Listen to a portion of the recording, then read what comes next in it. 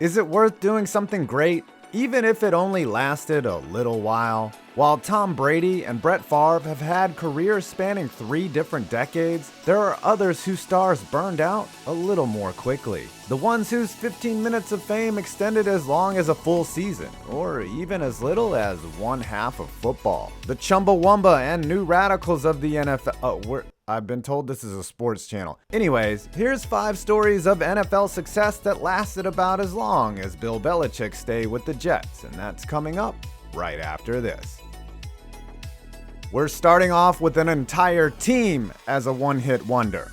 Let's travel back in time to 1988 when the all-female band the Bengals were struggling to prove they themselves were not a one-year wonder. Oh, I did it again. Sorry, Susanna Hoffs, we'll get to you next time. And yeah, she still looks amazing. The 87 Bengals were mere kittens not yet grown up, going 4-11 in a strike-shortened year. Fourth-year quarterback Norman Julius Boomer Esiason didn't quite click yet, but he was on the verge of turning it around, and boy did he ever. A year later in '88, Esiason took a quantum leap forward, throwing 12 more touchdowns than the season before, as well as 5 fewer picks, earning himself a league MVP. The rest of the team turned it around as well. Behind Esiason, a 1,000-yard, 15-touchdown rookie season from a running back we will cover later.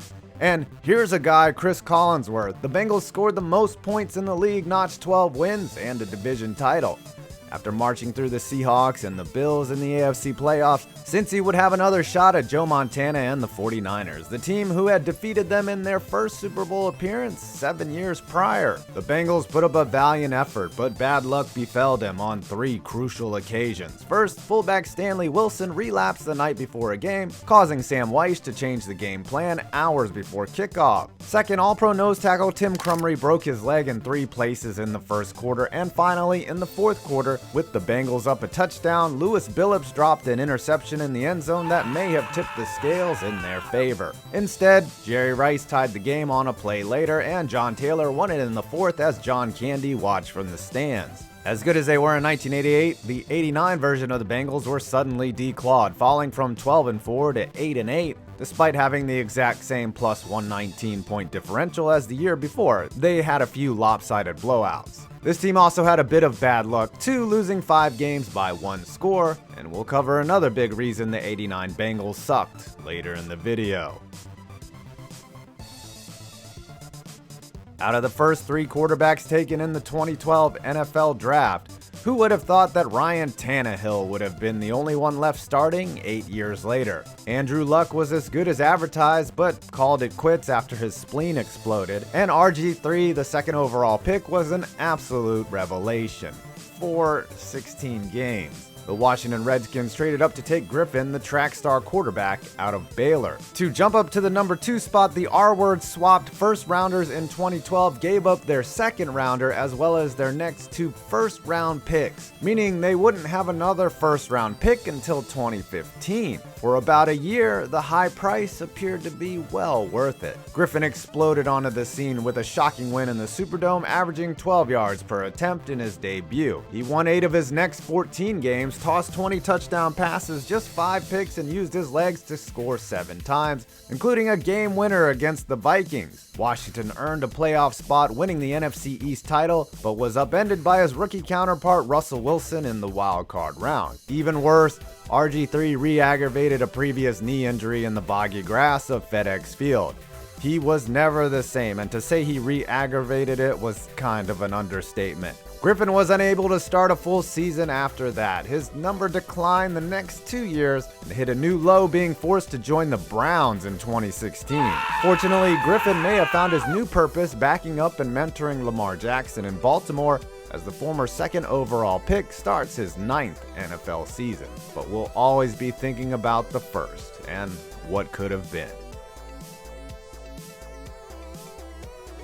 The best way to get yourself kicked off of a team? Try punching a Hall of Fame quarterback. That's what Clint Longley did, but not until he achieved brief fame for his heroics back on Thanksgiving Day, 1974. Starting quarterback Roger Staubach left early with an injury, forced an unproven backup and Kenny Powers prototype Clint Longley into the fold, with his team trailing 16-3 in the third quarter. Longley hit on 2 long touchdowns, including a 50-yard game winner to Drew Pearson that gave the Cowboys a 24-23 improbable Turkey Day win. Cowboys O-lineman Blaine Nye called Longley's performance the triumph of an uncluttered mind, referring to the backup's distinct lack of preparation, assuming he would be warming the bench all game. A year later, Longley actually repeated his performance, dropping his long dong on New York and leading America's team back from a 14-point deficit to beat the Jets in the 1975 season finale. Of course, Staubach returned from injury, and perhaps that led to a little resentment on the part of Longley,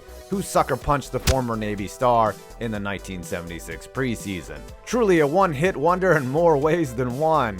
But as one might expect, that wasn't the best way to keep a job, and Longley was cast off. First to the Chargers, and then to the Cardinals, and finally to the abyss of the CFL. The magic will not be forgotten, but unlike his last name, it was especially short-lived for Clint.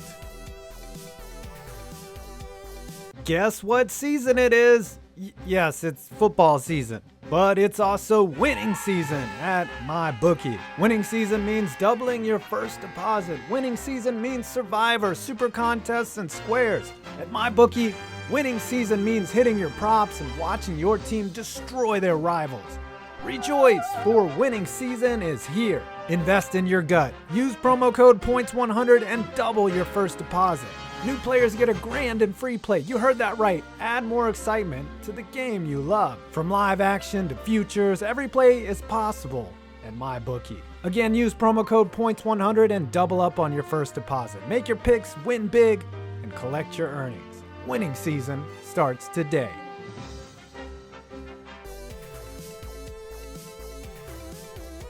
A big reason that the Bengals were a flash in the pan in 1988 was because one of their best offensive contributors was never able to follow up the success he struck in that season. Elbert, not Eldrick, Iky Woods was taken 31st overall out of UNLV by the Bengals in 1988. That season, Woods set the Bengals' rookie record for rushing yards with 1,066 and found the end zone 15 times. And an Iky Woods touchdown meant he got to do his patented Iky Shuffle in front of a once raucous crowd in Cincy. Believe it or not, the Iky Shuffle, which is pretty innocuous as far as touchdown celebrations go, drew the ire of owner Paul Brown, as well as the league office. Woods averaged 5.3 yards per carry as a rookie, an extremely efficient runner, splitting reps with James Brooks and Stanford Jennings. Maybe the weirdest part of his rookie campaign was that he switched his number from 31 to 30 in the middle of the season. If that happened today, Roger Goodell would probably fine him for even thinking about it. Woods added another 3 touchdowns in Cincy's 2 AFC playoff games. Yes, Bengals fans, it's possible to play 2 playoff games in one season, but never got a chance to Iky Shuffle in front of the world in Super Bowl 23. And while he was primed for a great career, Woods suffered an ACL tear 2 games into the 1989 season and was out of football after his 4th season, only having gained 1,500 total rushing yards despite breaking the M mark in 88. M equals 1,000. Woods, once a sensation, was let go by the Bengals after the 1991 season, and that's what I call a cold cut. Woo! 44, that's me! Get some cold cuts, get some cold cuts, get some cold cuts. Woo! Give me some! And now for our biggest one-hit wonder. Plenty of players have random coming out parties over the course of the regular season, but Seahawks wide receiver Chris Matthews decided to play his hardest ball in the biggest game. Get it? Matthews, prior to the Super Bowl, had never caught a pass in the regular season. Starting his career in Cleveland, the AFL, and the CFL, he was working as a security guard in 2014 when Seattle called and gave him a tryout. Matthews stuck, and he spent the season mostly playing special teams.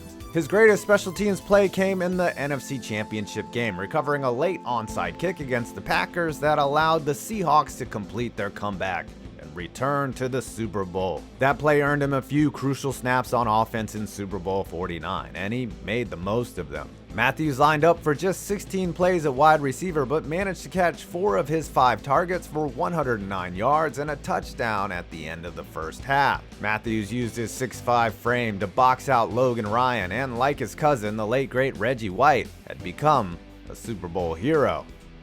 We know what happened next. Maybe if Russell had thrown it to Matthews, things would have gone much differently. If the Seahawks had won, Matthews might have become the most unlikely Super Bowl MVP of all time. Instead, he was cast off the following season and went from improbable stardom to collecting unemployment before returning to the CFL, where he's become a solid journeyman receiver. Seeing how dominant he was against the Patriots, it's hard to fathom how he was unable to repeat that type of performance at any point in his NFL career, but such is the mystery of great one-hit wonders. And to the ether they go, their accomplishments long forgotten. Except here, we remember them here. Well, I hope you enjoyed this video. Please do not forget to like, comment, or subscribe. I'm 5 Points Vids, and you made it to my next video.